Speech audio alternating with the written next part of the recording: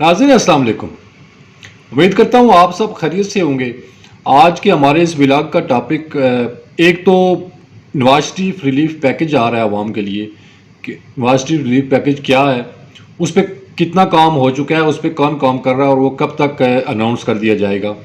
इस व्लॉग के पहले हिस्से में हम इस पर बात करेंगे और इस व्लॉग के दूसरे हिस्से में हम आपको बताएंगे कि वो जो 17 जुलाई को मशहूर ज़माना इलेक्शन हुआ था, बाय इलेक्शन, जिसमें पीटीआई को लैंड स्लाइडिंग विक्ट्री मिली थी, जिसको इन्होंने पोर्ट्रे किया था कि पीटीआई को लैंड स्लाइडिंग विक्ट्री मिली है।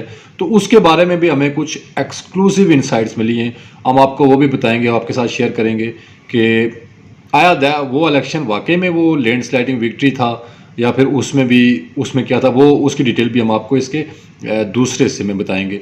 तो व्लॉग को शुरू करने से पहले, ये चैनल हमने नया बनाया है, इस पर हम कोशिश करेंगे कि जितना ज़्यादा प्रोपेगेंडा किया जाता है कौमी यूथ की तरफ से और उनके पेड यूट्यूबर्स की तरफ से, हम अपनी तरफ से उसका जितना उसको काउंटर कर सकें काउंटर करें और आपको उसका उनके प्रोपेगेंडे का बेहतरीन जवाब यहाँ पे प्रोवाइड करें।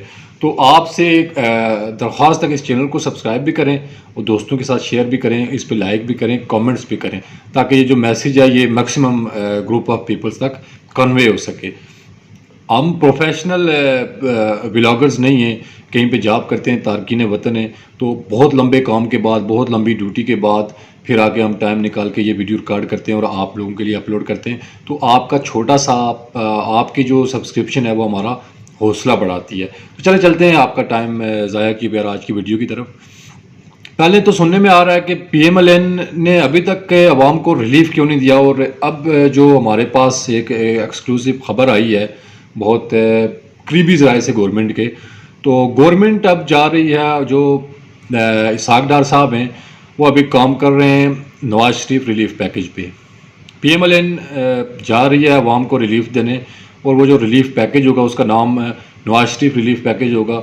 उस पर तकरीबन 70% तक काम हो चुका है। आपको पता है जो इंटरनेशनल ऑयल मार्केट में तेल की प्राइसेस वगैरह कम हुई थी, लेकिन डार साहब ने आके उस तेल को उसी रेट पर रोका हुआ है, बढ़ने नहीं दिया तो कम भी नहीं किया है।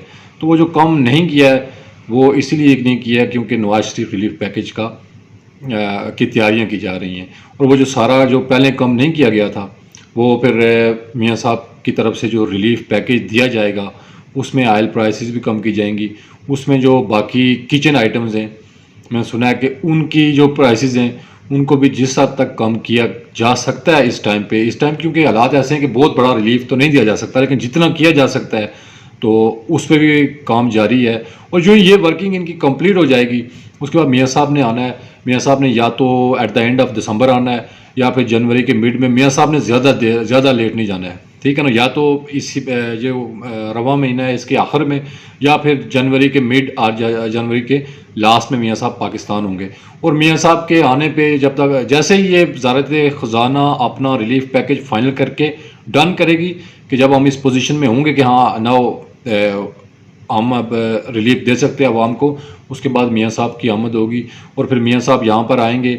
आने के बाद वो फिर ख़ुद इस रिलीफ पैकेज का यहाँ पे आके अनाउंस करेंगे। उनके साथ लेफ़्ट राइट में आपकी पूरी पार्टी की क़यादत भी बैठी रहेगी और वहाँ पे बैठ के वो आपके लिए रिलीफ पैकेज अनाउंस करेंगे।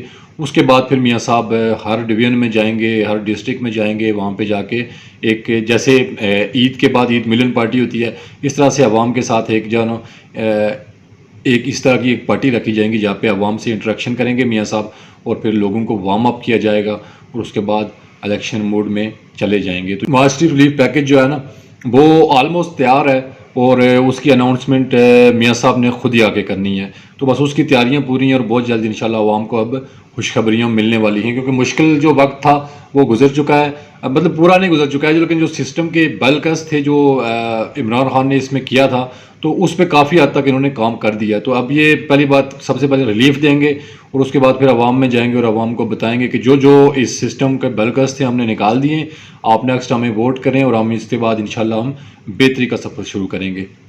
ये तो हो गई जो रिलीफ पैकेज है उसकी डिटेल कि ये रिलीफ पैकेज आ रहा है और ये विद इन मंथ और 2 मंथ्स आ रहा है। जैसे मियाँ साहब आएंगे उन्होंने आके अनाउंस करना है, इस पर वर्किंग जारी है और तकरीबन कंप्लीट है हमारे ज़राए के मुताबिक।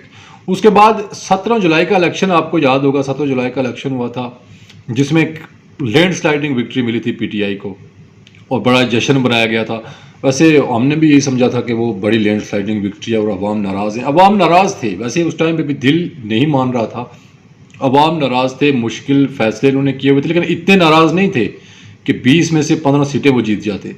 और वो तो ख़ुद PMLN भी हैरान थी, लेकिन उस टाइम पे ज़रा इनको डाउट नहीं था, शायद इन्हें लगा कि अवाम ही नाराज़ है। लेकिन पिछले दिनों में एक इंटरव्यू दिया मोनिस इलाही ने, और मोनिस इलाही ने जब कहा कि हमें तो बाजवा साहब ने कहा था कि आप जाएं और इमरान खान साहब के साथ जाके आप उनके साथ खड़े हो जाएं, तो उसके बाद जब फिर पार्टी ने अपने इंटरनल सर्वेज करवाए और फिर अपने सोर्सेज जुड़ाए तो उनको पता चला कि हाँ जी, वो तब तो आपको याद है ना, भावलपुर में लाला सराई और वहाँ से फैज़ का फैज़ बढ़ रहा था, तो इधर से भी डबल गेम हो रही थी, ये भी अंदर से उसके साथ थे।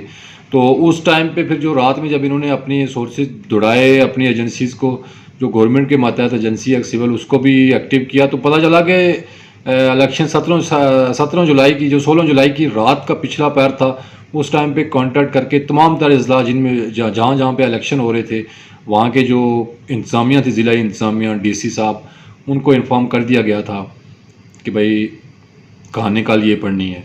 और कुछ ने तो PMLN की क़यादत को बता भी दिया था कि भाई होने क्या जा रहा है। उसके बाद भी इनको तो डाउट था, लेकिन ये क्लियर नहीं थे। इनको डाउट था कि एकदम से इतना वोट बैंक श्रिंक नहीं कर सकता है, लेकिन वो जो वोट बैंक था ना सर जी, तो वो वोट बैंक भी सारा फैज़ का फैज़ था जो बढ़ता रहा।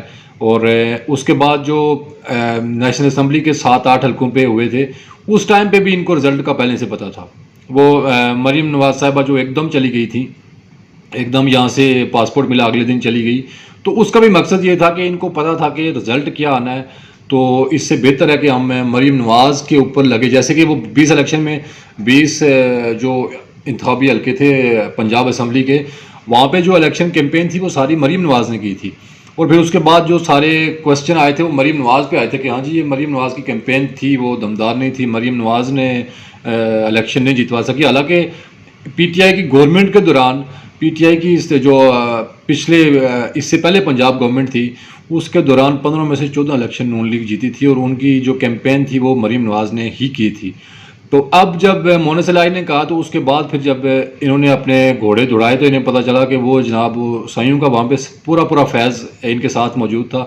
एक पैरेलल सिस्टम जो था ना भावलपुरी, और ये हमारे हाजी साहब, इन्होंने एक पैरेलल सिस्टम पूरा बनाया हुआ था जिसके साथ ये इलेक्शन को मैनेज करते थे, और वो उस रात एक्टिव कर दिया गया था।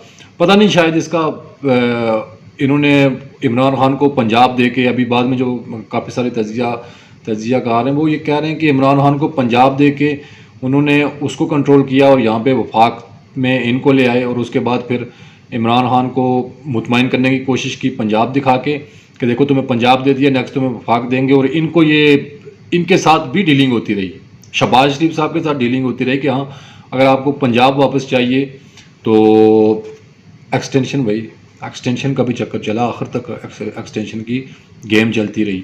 लेकिन वो एक्सटेंशन ज़ाहिर है वो मियाँ साहब थे और उन्होंने फिर, उनकी कागज़ों में एक्सटेंशन नहीं है, वरना वो दे देते एक्सटेंशन।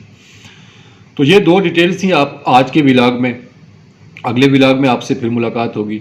आपसे दरख्वास्त है कि इस चैनल को सब्सक्राइब करें, इसको दोस्तों के साथ शेयर करें। फिर मिलते हैं नए व्लॉग में। आज के लिए इतना ही। अपना ढेर सारा ख्याल और दुआओं में याद रखिए। अल्लाह हाफिज़।